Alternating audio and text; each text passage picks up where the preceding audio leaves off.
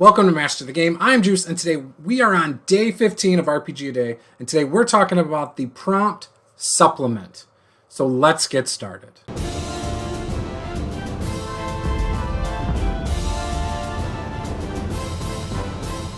If this is your first time here, smash that subscribe button, give us a like, so we can see you around for more of these wonderful RPG A Day videos. We also cover a variety of other topics. We do live streams of some of our games that include supplements. We also do tips videos for D&D 5e, other versions of Dungeons & Dragons, Call of Cthulhu, Fallout. We have all sorts of videos about a variety of games, so if you want to see this, again, smash that subscribe button. So we're just going to dive into it. So today we're going to be talking about supplements. And I'm going to start off with one that I'm currently playing in and I am really excited about, and that is Tomb of Annihilation. Now this is my second time playing in this module.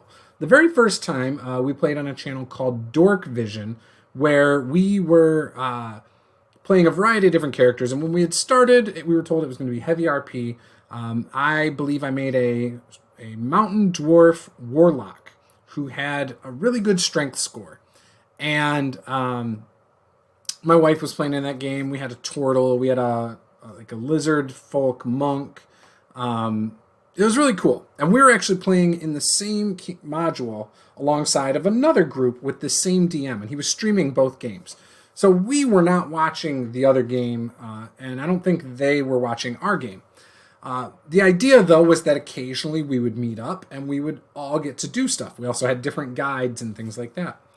And so we played up. We got up through 5th level where we both met up at Firefinger and had a really big boss battle that, in my opinion, was exceptional. It's amazing the kinds of things you can do in a D&D game or any tabletop RPG where you can steal ideas from video games or whatever. And I'm not saying the DM did this. I don't know where the inspiration came from this, but he made a fire elemental monster that was the size of this mountain. He radiated heat out to like 20 feet, where if you were inside that, you would take damage. Maybe something like that mechanic was taken from a Baylor. I don't know. But he could also send out, disperse minions of small fire elementals. He could also suck them back in to regain hit points. He was brutal. It was awesome. But the 8 to 10 of us party members on this session were able to handle our own. Our actual group, I don't think, had anybody drop. Our paladin was able to attack at range. I don't remember how. I was a fighter, but I decided to, because this is my second character in that campaign, I was able to drop back, I believe, and just shoot at it. I'm sure the stream is up there somewhere. I believe the DM changed his channel.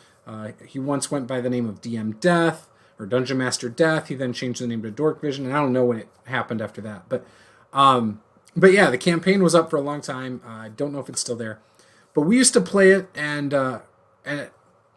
but we got to this point and we did this boss battle, and afterwards the DM told us that he was suffering from burnout and wanted to cut back on some of his games, and unfortunately our game got cut. Which sucked because I really enjoyed it. But we decided to play again, and this time my wife was DMing. She played in that game. She was that paladin.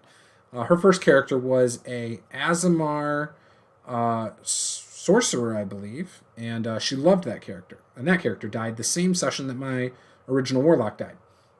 But we're playing again, and my wife is DMing this time, and we just had our session this past Saturday. It was our second session back since pre-COVID. So we've played twice in the last month and a half. We're playing again in early September, so in about 2-3 weeks. And this game's unstreamed. This time it's an unstreamed Tomb of Annihilation game. Just family, and we have some fun with it. But yeah, we're 2 sessions back. We didn't play for about a year and a half. Now, normally after a month to 2 months of not playing, it seems like every campaign fizzles out. Luckily, this one hasn't. And we have picked up again, and we are playing. We've gotten to Wormheart Mine, which, spoiler alert, if you haven't played Tomb of Annihilation and you're planning on it, don't watch the rest of this. But we got through the mine, and there were clues that, hey, there's probably a dragon at the bottom of this mine. There could be something else like a fire elemental, but come on. There's kobolds all around here. There's eggs, which I have an egg now that I'm carrying with me. I'm assuming it's a kobold egg. Maybe it's a dragon egg. But yeah, there was a dragon in the bottom of this mine. And my wife's description as our paladin, who is terrified of monsters she thinks that we can't beat. She looked over the edge and my wife said, "You see a slit for an eye. And as you're looking at it, it opens and sees you. And smoke is coming out of its nostrils. And it starts picking its head up. And it was great because she didn't place the miniature out yet. And then she placed the miniature out. And Erica, who's playing that paladin, who was eye to eye with it, was like, nope, guys, we gotta run, nope. But it ended up being great.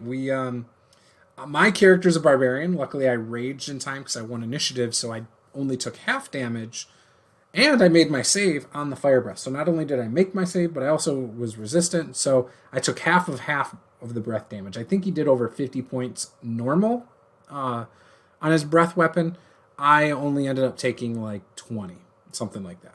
I think it was 56 points of damage. So was able to take it and absorb it and was completely fine. But yeah, we got some treasure. I now have a battle axe that's name is Bob, and it talks, and it tells me its name is Bob. It doesn't do anything else magical, but his name's Bob.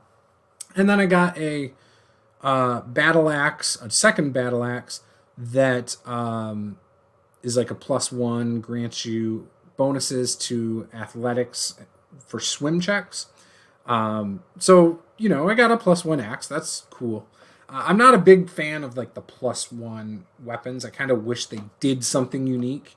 Rather than being a +1, it would have been cool if I had an ability I could use 3 times a day to do extra damage, or even to, an ability that a couple times a day I can add a D6 to my attack and damage roll or something.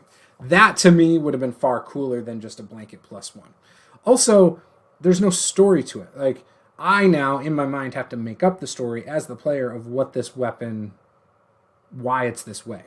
Why does it grant athletics, swimming bonuses? I think it's advantage. Why is it a +1 weapon? Well, she told me it was lighter than most axes. That's cool, except the beauty of an axe is that it's heavy, right, at the head. So maybe it's the handle is lighter, but the head is just as heavy as normal, and that's why it's a +1. So it's easier to swing around, and it does more damage. And maybe the grip is really good. So I'm going to try and flesh that out a little bit more. But this has been a campaign that has actually been really enjoyable. We almost stopped before the dragon fight. I'm glad we didn't, because it was a really fun session, and I think we all had a great time. You could see Drew, who was playing the rogue, was so happy when he left. He actually dealt the killing blow. Our paladin got the first attack on the dragon and dealt 60 some odd damage with smite. It was awesome. We ended up dropping the dragon on our second round. I didn't come around to my second turn. The dragon didn't have a second turn. If he did, my wife didn't realize how the recharge mechanic works in 5e, and so she thought that it could basically do a breath weapon 5 or 6 times per combat. She didn't realize recharge 5 to 6 meant you roll a d6, and if you roll a 5 or 6, he gains his breath weapon back. So it was funny. Luckily, I explained it to her after the fact. So maybe if we ever come across another dragon, she'll understand that we won't have to deal with 5 or 6 breath weapons in a row. But either way, we would have made it even if he was able to do that, because barbarian and rage. So it was really cool. It was a lot of fun, and I'm looking forward to where things go next time. I can't remember where we're going.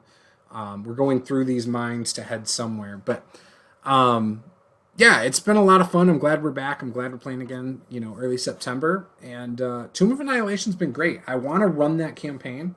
And, if you're interested in me running maybe that module or supplement, or you want me to run a different supplement, and you want to play in it, the easiest way is I have a new Patreon tier where I will be running a campaign for patrons.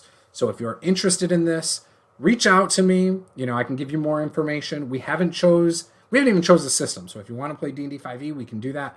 Right now, there is one person in that tier.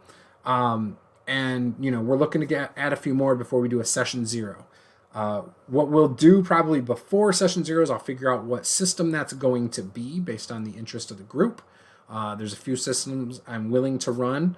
And if people are interested, again, when we set up session 0, before we build characters and make our characters, the first thing we will decide is if we're going to run a supplement or a module, or if we are going to run something homebrew in my homebrew world. I'm fine with either one. But yeah, so if you're interested, again, head over to Patreon. You can also ask me the questions on Discord. So with that, I'm going to end that there. This was RPG Day 15. The word was supplement. Tomorrow is day 16, and we are going to be talking about the word tribute. And there's a couple other good words, but if you want to see me do some of these ones I haven't chose for the YouTube videos, head on over to TikTok. You can follow me there. I'm going to do all of these again in the month of September on TikTok. So you can see not the same words, all different words. So if you want to see that, head on over there. This was Master the Game. I am Juice. Game on.